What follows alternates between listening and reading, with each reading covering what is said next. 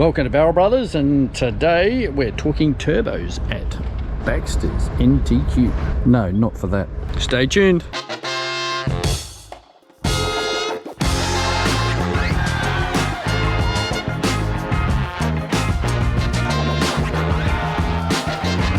Yeah, we're just in with the boys here. Here you go, Paul. What else do you do?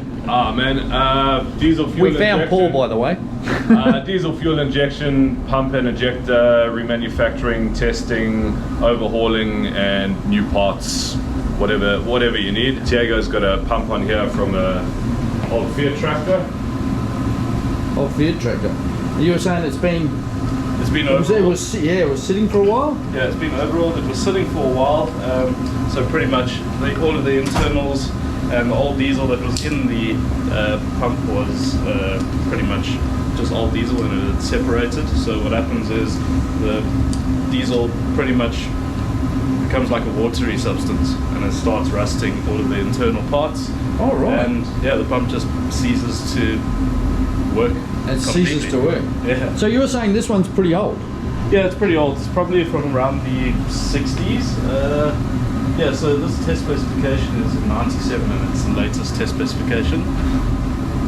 So it dates back to about around the 60s. Definitely. In the 60s somewhere. This is the test bench that we use to test most pumps. We have our metering valve, so that will meter precisely the amount of fuel that is Diesels don't run throttles and whatnot. It's all about how much fuel is sticking in, isn't it? Pretty much. So we do adjust it. There's a full adjustment procedure to all diesel pumps and injectors. Okay. And in terms of injectors, we adjust the amount of pressure that the injector opens at, and with the pumps, we adjust the amount of fuel that the pump releases. So what sort of I sort of wondered, what sort of fuel pressures do these old diesels run? So these older types, they're not really that high. We're getting about fuel that's being released out of the head. We're looking at about, I'd say about 500 to 1,000 bar pressure. So Not very high, he says. Yeah, not very high. When you get to your common rail systems, I mean, we've got the newer common rail systems, like they fit into the VW 1.2s. It's a Delphi common rail system, and those go up to about 3,600 bar. Jesus. Yeah, that's a lot of pressure. Oh dear. So it's quite impressive, these newer systems, and it's all to do with the higher the pressure, the less emissions. So that'd be in like fuel atomization, that sort of deal. Yes, atomization. Yeah. So that's sweet. all it is. So with the higher pressure, it pretty much means the higher the pressure, the less emissions, because of the fact that the diesel is atomized and the particles are so fine. Yeah, really small droplets. Pretty much less smoke in layman's terms. Okay. So yeah, it's the higher the pressure, the less emissions. So every year these manufacturers try and come up with better ways to just reduce emissions. Better ways to make your job harder. Yeah, it actually makes it easier. Oh, does it? Yeah, because there's less things to set. With our internal pressure, so it's about 0.2 bar. So the pump has its own transfer pump. So what will happen is when the pump does run, the internal transfer pump will then suck fuel from the fuel tank, and then just pretty much fill the pump with diesel, and then it should be ready to go. So, I'm surprised it doesn't stink of diesel in here. Oh no, so we use a calibration fluid.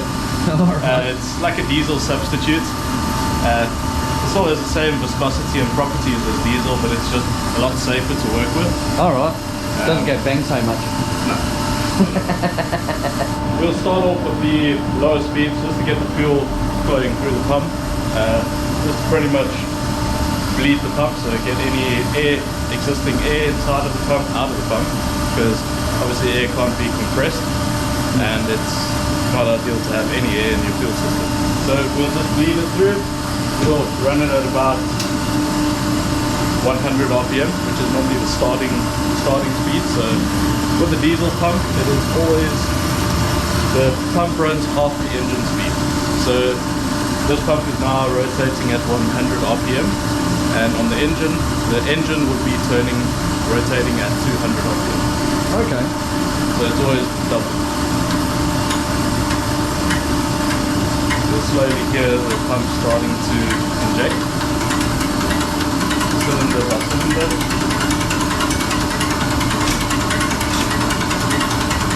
That sounds really cool. Oh yeah. It's like a miniature engine. So just loosen the pump, get any residual air out of the system.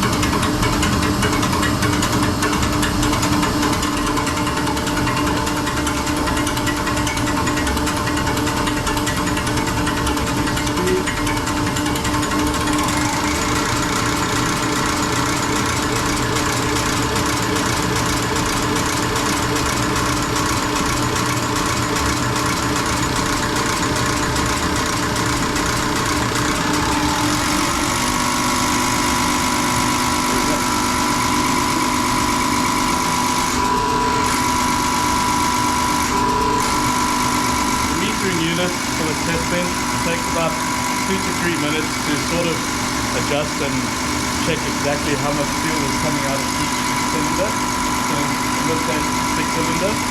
So you have a look here, it's checking the firing order and casting sequence. So what's happening is it's reading the fuel that is coming out of each individual cylinder, and it will go to So it's only testing the pump at the moment, it's just making sure that everything's sort of firing on all cylinders. Yes, the firing on all cylinders. So it takes about a minute or two.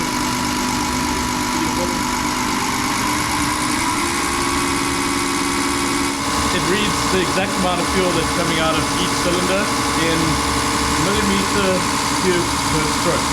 All of the internals work on a rotary system, so instead of having a elongated camshaft, in this case it has a cam disc. So pretty much around this that has cam nodes on it, which then work with the distributor head of the pump and the plunger, and pretty much builds up pressure. So it shuts down and then it pushes up to produce at high pressure. The pump number is normally engraved on the side of the pump. So what we do is we get that pump number, we type it into our computer, so in this case it is a Bosch pump. So we'll go into Bosch, we'll type in the pump number, and then it will give us a test specification. So then we need to set, and it's got to be in that. It needs to be within specification. So if you have a look, there's a whole bunch of different settings and things to check. A lot of people think it looks like Chinese, but it's not. I understand it. And yeah, so we'll run through the pump at various speeds. We'll check out the governor cutout. So there's the governor, internal governor. And what happens is when it gets to the highest speed, so normally on the engine, it's normally when you're redlining it and you don't want any fuel at that point, because then what happens is the vehicle can run away. I've seen that a couple. It's not ideal. And you just can't stop it. Retire to a safe distance, that sort of point. Alrighty, Paulie's dragged me out here and I've just equipped him with the magical finger of doom. He's going to tell us about this turbo setup here. So one of the things we do here is we actually build bolt-on kits for a lot of your Pajeros and Land Cruisers. So the kit will actually come with the manifold, with the turbo, with the downpipe, all your intake pipe adapters, everything you need, with oil supply, oil return, coolant lines, everything like that. It's a complete kit that, believe it or not, actually is bolt-on. So it's just, I've got this, you don't need anything, here it is, away you go. If you've got a non-turbo cruiser or patrol or some of the older Hiluxes, things like that, we've got about 6 different kits that we actually make in-house here. Solid casting manifolds, everything good to go, and like I say, right, so this is it. You've made all these castings here. All these castings, we use a local company to actually do the castings for us, but it's all our designs, everything, and it's just bolt on, and it's something you can actually do at home in your driveway. Gotta loves it. That's good. Gotta loves it. All right, Baxters MTQ also does turbos, which is why we're here in the first place. But Paulie here says that there's a turbo in this box. Ah, turbo. There's a turbo on there. We got just the casing. Just a. I can't get my head around this stuff. Look at the size of this gear. Some of the jobs that the boys do go on is so they go onto actual marine vessels to do turbo overhauls on there. So like it's turbos where they got staircases next to them to get from the top bolt to the bottom bolt, and they're too big to actually pull off the ship, so the boys actually have to go on site and work with cranes and all that to pull apart the turbos and rebuild them on site. This stuff's crazy. I mean, we'll have a look at this, some of the stuff they got over here. All right, we've got a compressor here. Hand for size reference. If I owned a Honda... Yeah. It'll fit. We'll just It'll put them in fit? the back. Fit on the Honda? Check it out. There's some over in the... These ones have basically we finished overhauling these ones, so these ones are pretty much ready to go to get sent back. Size-wise, this is... So like, what... These are all big marine stuff, aren't Yeah, they? mainly the bigger marine vessels and power stations as well. Oh, power stations. Yeah. Yeah, you mentioned something about power stations earlier on. You do stuff on rotations. Yeah, so we do service This units. is the gas.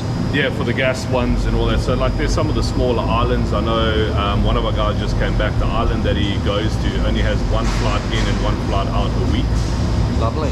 That's how big it is, and the whole island run from this power station. And yeah, he had to go down and overhaul 2 turbos on site. So So nobody had power for that time, or they had switched the they have motor, a sort of backup, the backup motor runs, and they got their main motor. So we had to ship all the spares there, and then the boys fly flies over. out with his big shifter. Yeah, and big shift and a big hammer, and he's there for 7 days and fixes up the motors and then flies back. That's crazy. We do stuff for like Papua New Guinea and things like that, where we sent out a 14-foot shipping container and that had 2 turbos and some spare parts. 2 turbos and some parts. It's a different world. It's a different world. Yeah, the turbos, you know, here's me thinking that some of the big truss stuff is fairly big. It's nothing. Do you know why we're here? Cappuccino Turbo. Wait till you see that in comparison to this stuff. So here's your one, Mark. When I first saw it, I thought you had sent me a keyring, but so it's just for... It's not precisely huge, is it? No, well, you know, we have a look inside there. I mean, it's pretty much the same thing, really. Can we machine this to fit that? I'm sure we could make a plan. I mean, I might have to add on I'd a need little bit extra of meat. engines to actually get that moving. Alrighty, we're here with Jaden, and he's going to tell us about what we've got here and what they're going to do to my little turbo. So pretty much you put the turbocharger in to do what we call is a high flow. Yep. So essentially what we're going to do is we're going to upgrade the internals of the turbocharger. So yep. we're going to be using the standard frame housing of the turbocharger. So you're using all the original stuff? All the original stuff, pretty much the housing, replacing the guts. the compressor housing and the turbine housing pretty much they're the same. Yep. So all we're doing in a high flow sense is a pretty basic high flow that we'll be doing. Yeah, yeah. So do you do a lot of high flows for this, well, turbos this size? So depending on the application, a lot of stuff, so even like VJ will do a lot of marine stuff if we can't get the VJ stuff. But yeah, we do quite a bit of it, so performance side of it, or if the guy's just looking that we can't get the OE replacement wheels, we do a bit of high flow on that as well. But predominantly it is for performance vehicles. Performance vehicles. We do quite a bit of it. Like the Cappuccino performance vehicle. 660 cc's of fury. Yes, 100%. So yeah, pretty much this is the kits that we've got. So this is a full rebuild kits which will be replacing inside of the turbocharger. So it's a big box. Yeah, big box for little turbocharger things. Tiny little parts. So it looks pretty small. You can just open it up and you can actually see what we'll be replacing. Use the right. Right tools for the right job, as they say. Alright, see. So as you can see inside of the kit here, pretty much is a complete kit. We got all the bearings, the piston rings, the thrust bearings, and obviously have supplied some circlips as well as some new screws in that as well. So that will obviously be replacing everything inside of there. So we'll be reconditioning the turbo or overhauling it as well while we add it. All right. And at the same time, obviously, we've had to suit and find the best compressor wheel to suit the application. Okay. So this is the new billet compressor wheel that will be going inside of the compressor housing, and that will need to be machined out to obviously compensate for the bigger wheel. Yeah, I was going to say it's quite a bit bigger, but that's damaged. Yeah, it's got a bit of damage inside of it, so they become very, very flimsy. I mean, once we disassemble it, we actually see how flimsy the material is. Okay. Over the years, they do start to fatigue, and if you hardly put any pressure on something that small, it tends to bend. So not really common, but yeah, foreign object damage. That's quite a bit bigger though, isn't it? The inducer size is much So bigger. yeah, you'll see it will be, the inducer will be quite a difference as compared to the original one. Okay, time to pull my little toy apart. That's just a marker it's clocked in. They're tiny though, aren't they? Yeah, so the shaft's a little bit on the small side, especially the length of it. So we're hoping if we can get it onto the balancer. The bearing center. This is the smallest one you've done, maybe done smaller. It looks the smallest one. Air dryer. Very small.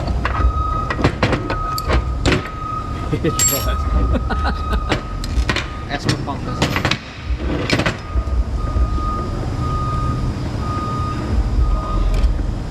Yeah, that is quite a bit smaller than the compressor turbines. Smaller one, yeah. You actually take it for granted how much work that little thing actually does.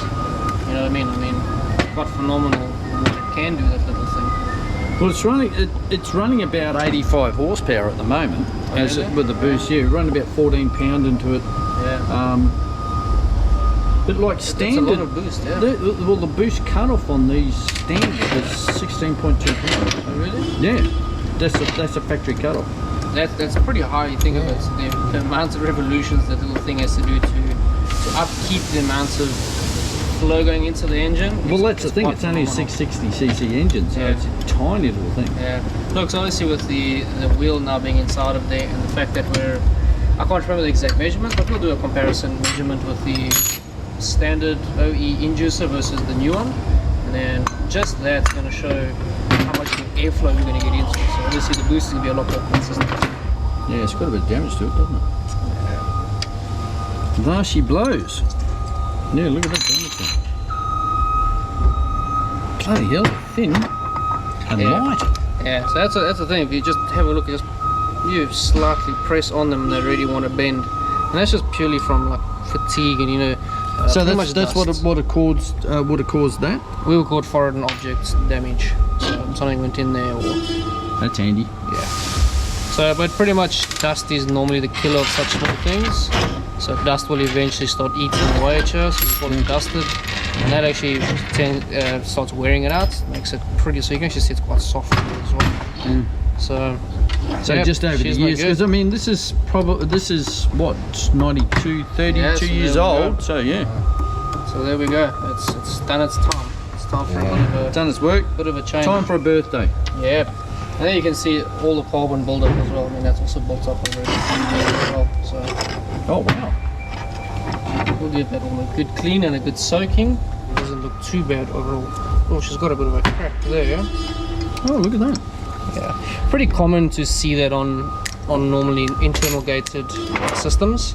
You know, there's They're a lot quite of often heat. cracking the casting. It's quite often with quite a majority of them actually, VJ.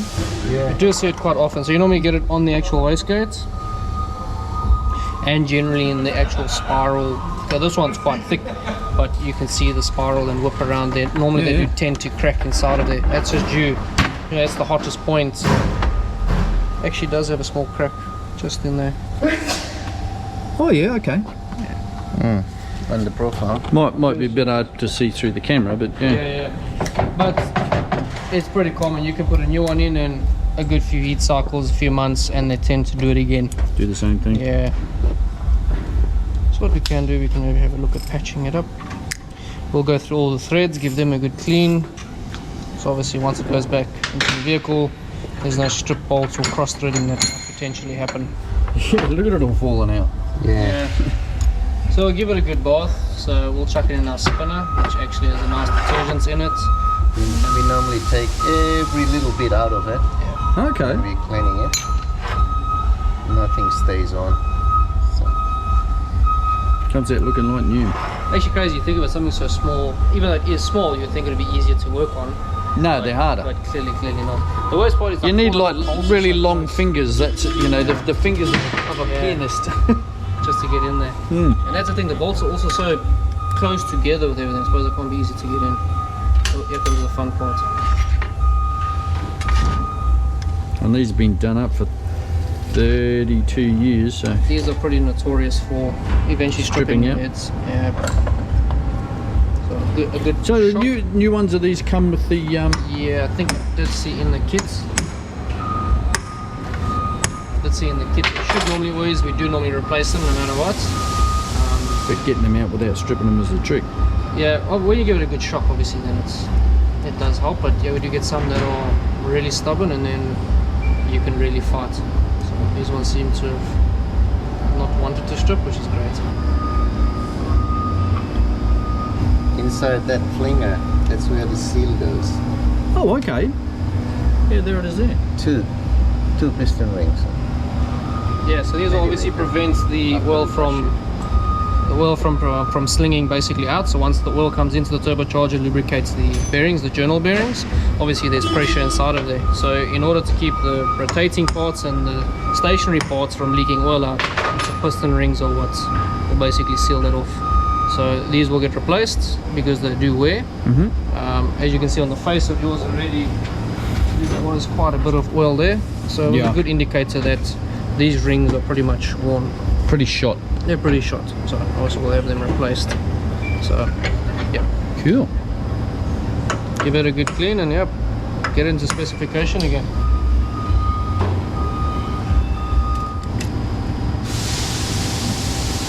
Bit of a downside, so we've got a bit of excessive wear on the face inside of that, if you can see it so nicely. We don't think it comes in the kit. Some guys will supply them and some guys don't.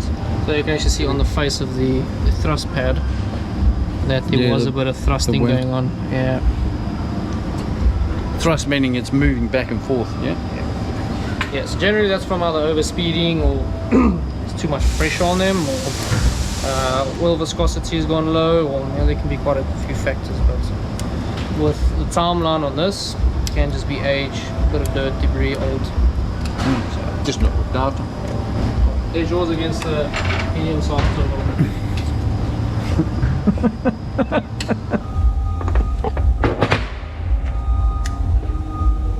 It seems to be fine. There's not too much clearance, which is good. Alright, good. Sure. So she's got a few problems, this old girl. Yeah. The main one is. The main one is on the these thrust. guys here, Yeah. They're shot. So once we measure this, clean it up, we will know if it needs to be ground to another size. Okay.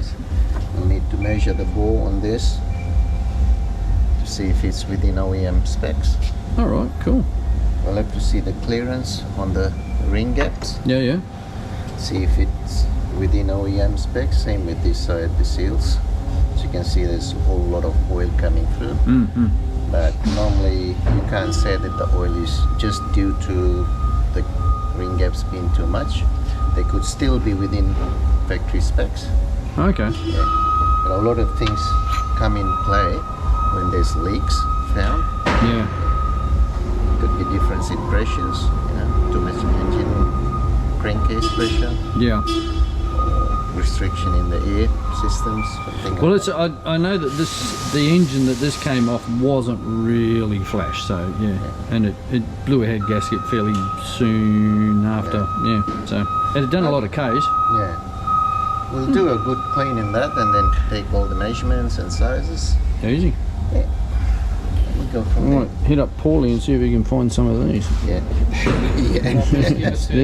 There's the hard part. He's the man who looks after getting all the bits and pieces. All the bits and pieces. Adam, yeah. Oh, I see you're using a lot of our tubs around the place. Yeah, they're actually everywhere. Yeah. Thank you very much for that. Actually, forgot to get from you guys on that. So. Well, this is they're so much tougher than the ones that you just get from the local hardware. You know, you can stand on them, you can smash them around. Oh, you'll be surprised. A lot, like I said, the big stuff actually tends going in them, and No. They get pretty chucked around and they're lasting so They're far. pretty, well, that's recycled plastic too. Oh, really? That's it, yeah, we use 100% recycled in those ones. We can make them actually tougher if you use virgin material, but it's about twice the price. So Yeah. No, these have done an Yeah. awesome job for us so far. Excellent. Actually, might need to get some more in from you guys. okay, so we're just getting everything a decent wash. Yep. Just to get most What's of this before it goes in the washing machine? Yes. Washing it before the washing machine. Then it all gets chucked in this giant dishwasher. Some washing powder for your clothes and your turbos.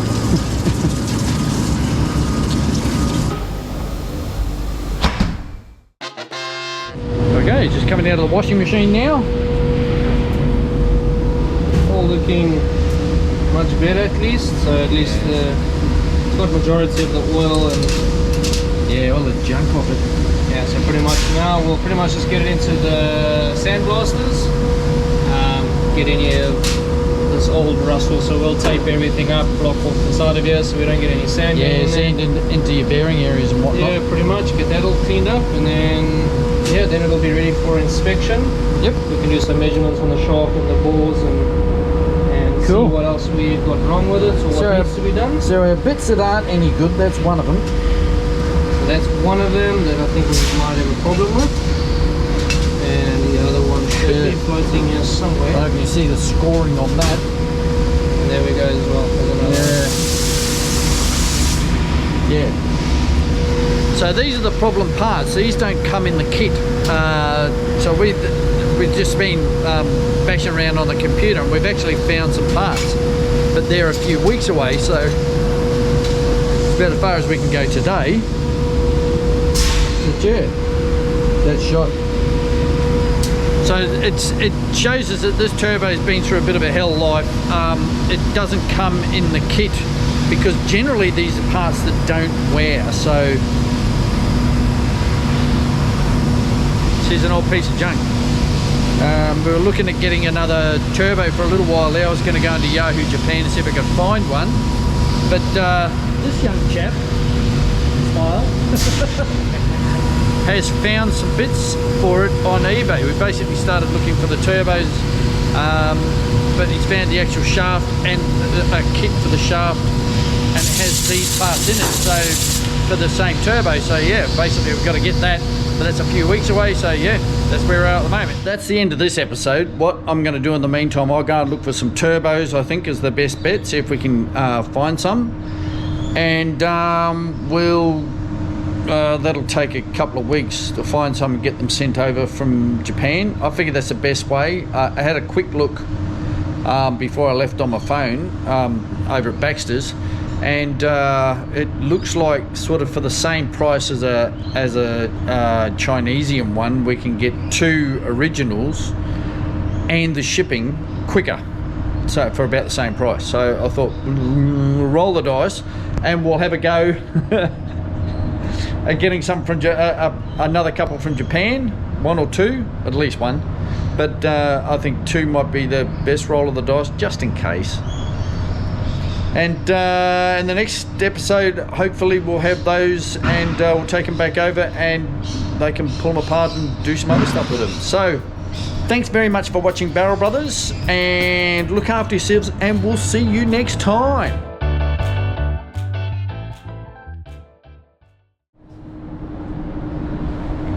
Damn, that's a cute car.